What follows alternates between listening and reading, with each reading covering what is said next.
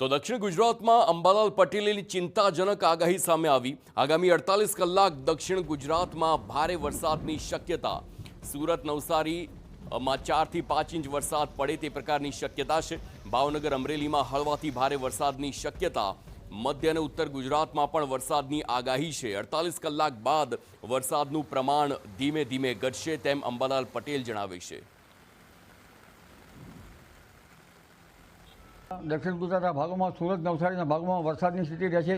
તદ ભાગોમાં લગભગ 5 ઇંચ જેવો કે 4 ઇંચ જેવો વરસાદ થવાની શક્યતા રહેશે અને દક્ષિણ સૌરાષ્ટ્રના ભાગોમાં ભાવનગર અમરેલીના ભાગોમાં વરસાદની સ્થિતિ રહેશે।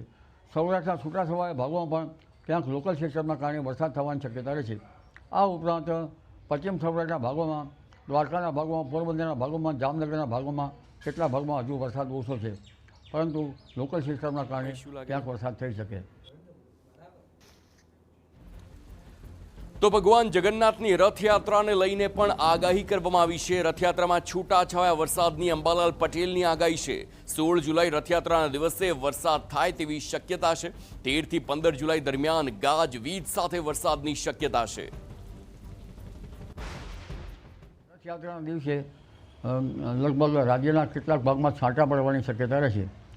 અમદાવાદના ભાગોમાં પણ કંઈક છાંટા પડી શકે અને રથયાત્રામાં અહીંયાના આગળ તારીખ 13, 14, 15માં ગાજવીજ સાથે લોકલ સિસ્ટમના કારણે ક્યાંક વરસાદ થવાની શક્યતા રહેશે।